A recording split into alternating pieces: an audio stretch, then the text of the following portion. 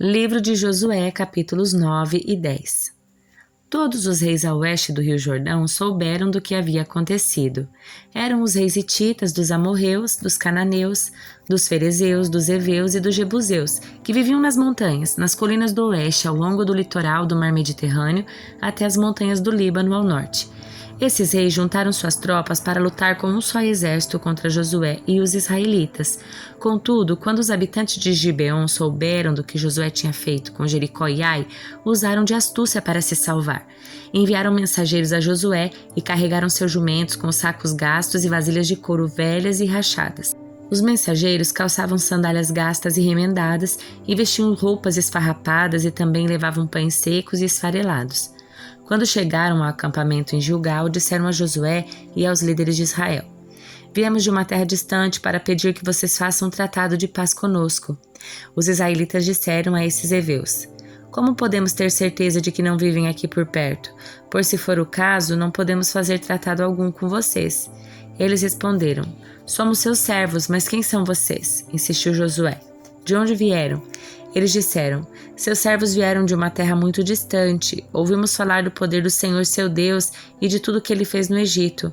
Também soubemos do que ele fez a 2 reis amorreus a leste do Jordão, Seom, rei de Esbom, e Og, rei de Bazã, que vivia em Astarote. Por isso, nossos líderes e todo o nosso povo nos instruíram. Levem provisões para uma viagem longa. Vão encontrar-se com os israelitas e digam-lhes: somos seus servos, por favor façam um tratado conosco. Estes pães haviam acabado de sair do forno quando partimos. Agora, como pode ver, estão secos e esfarelados. Estas vasilhas de couro estavam novas quando as enchemos, mas agora estão rachadas. Nossas roupas e sandálias estão gastas da viagem extremamente longa." Os israelitas examinaram as provisões deles, mas não consultaram o Senhor a respeito.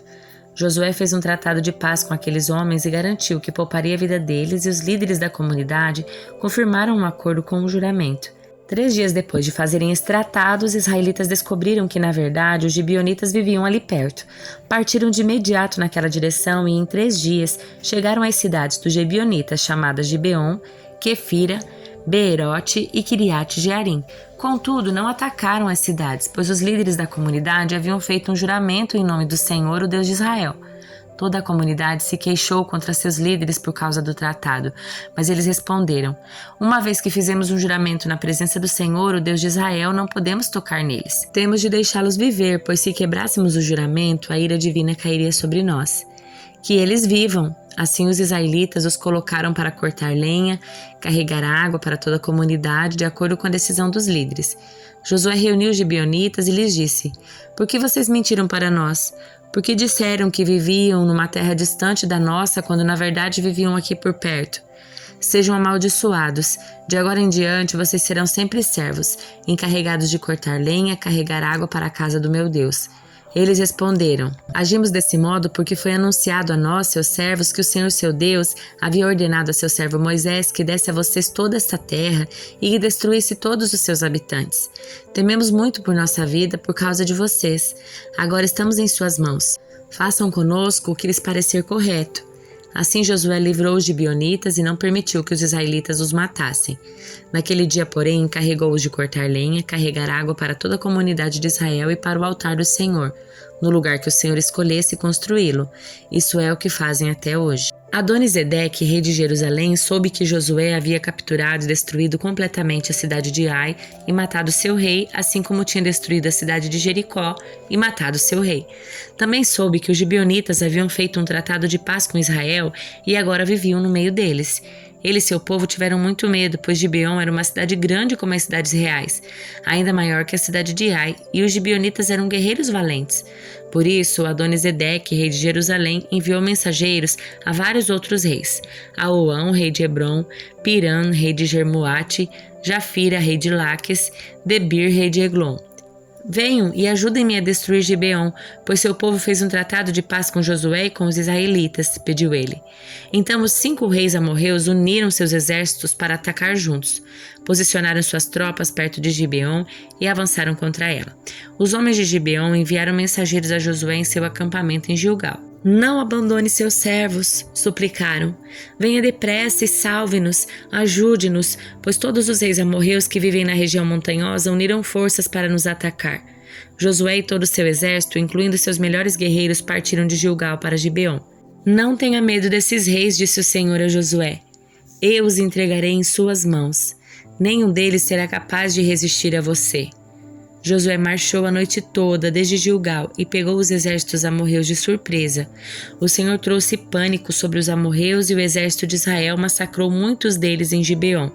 Perseguiram o inimigo ao longo da subida para Bet-Horon, matando os amorreus até Azeca e Maquedá.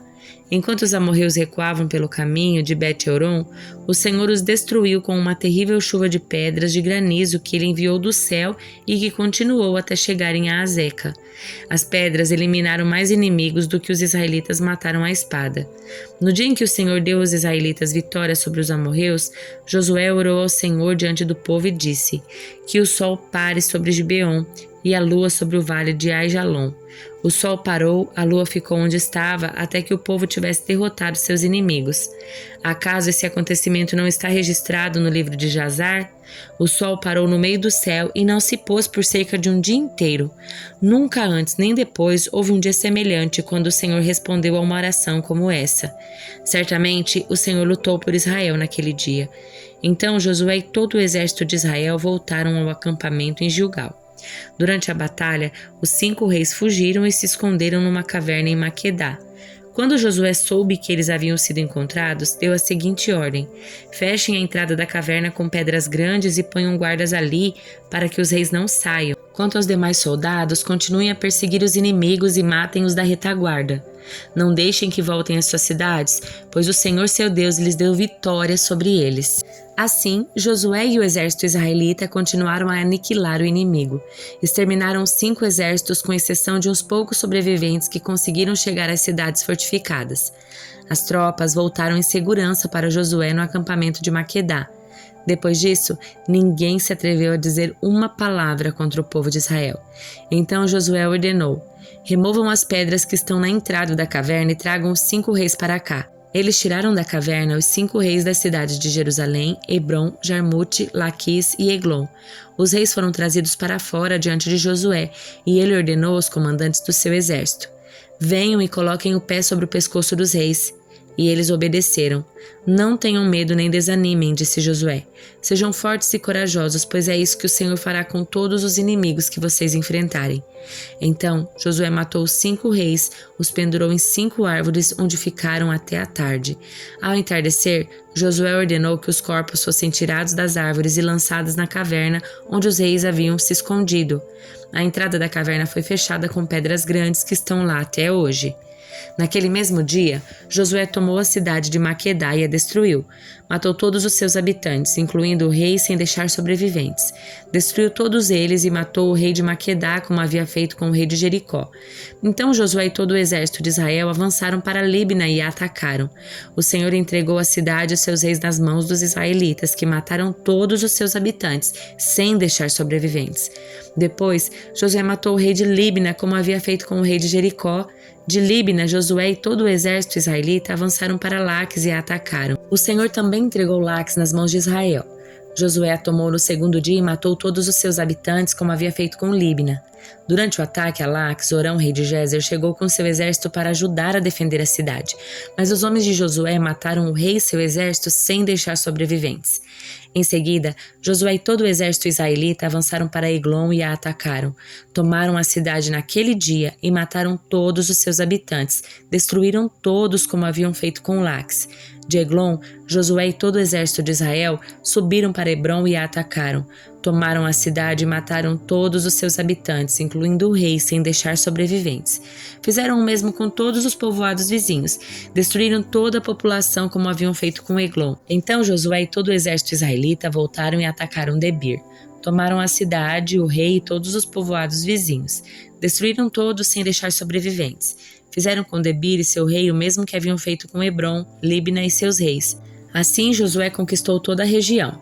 a região montanhosa, o Neguebe, as colinas do oeste e as encostas dos montes, derrotando todos os seus reis.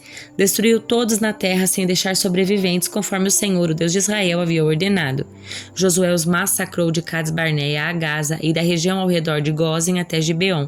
Conquistou todos esses reis e suas terras numa só campanha, pois o Senhor, o Deus de Israel, lutou por Israel.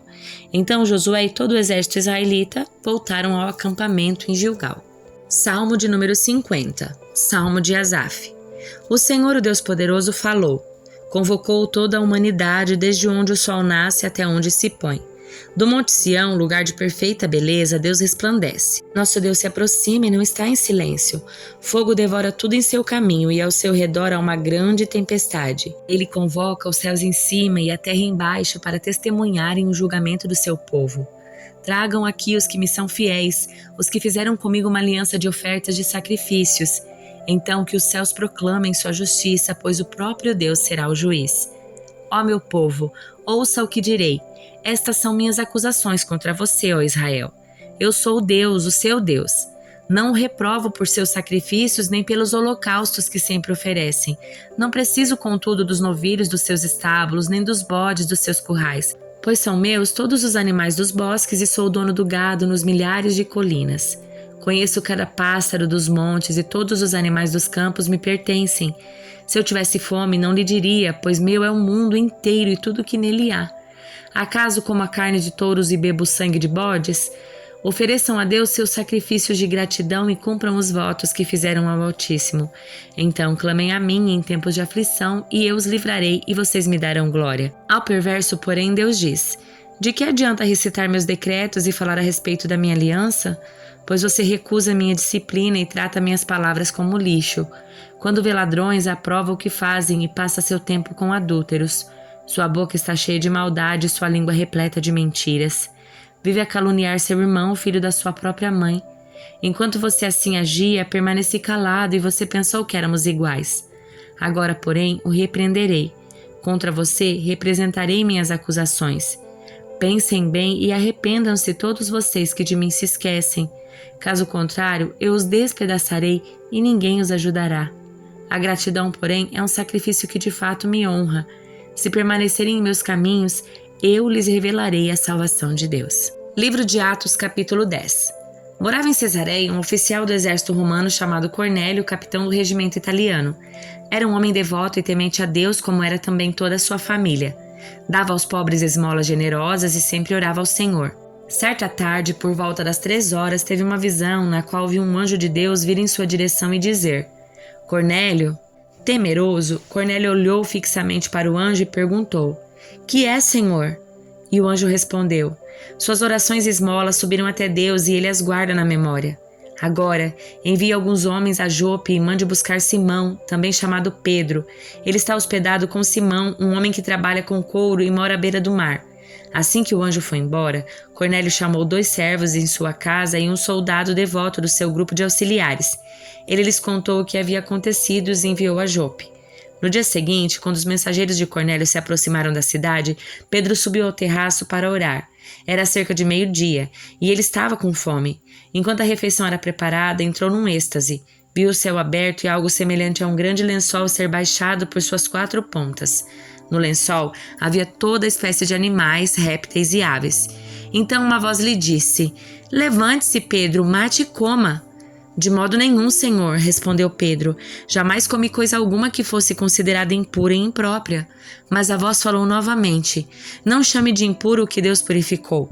A mesma visão se repetiu 3 vezes. Então subitamente o lençol foi recolhido ao céu. Pedro ficou perplexo, pensando em qual seria o significado da visão. Nesse momento, os homens que Cornélio tinha enviado encontraram a casa de Simão. Eles se aproximaram do portão e perguntaram se estava hospedado ali Simão, também chamado Pedro. Enquanto Pedro ainda refletia sobre a visão, o Espírito lhe disse: 3 homens vieram procurá-lo. Levante-se, desça e vá encontrar-se com eles. Não hesite em acompanhá-los, pois eu os enviei. Pedro desceu e disse aos homens: Eu sou quem vocês procuram, por que vieram? Eles responderam: Cornélio, um oficial romano, nos enviou. Ele é um homem devoto e temente a Deus, respeitado por todos os judeus. Um santo anjo o instruiu a chamar o Senhor à casa dele para que ele ouça sua mensagem. Então Pedro convidou os homens para se hospedarem ali aquela noite. No dia seguinte, foi com eles, acompanhado de alguns irmãos de Jope.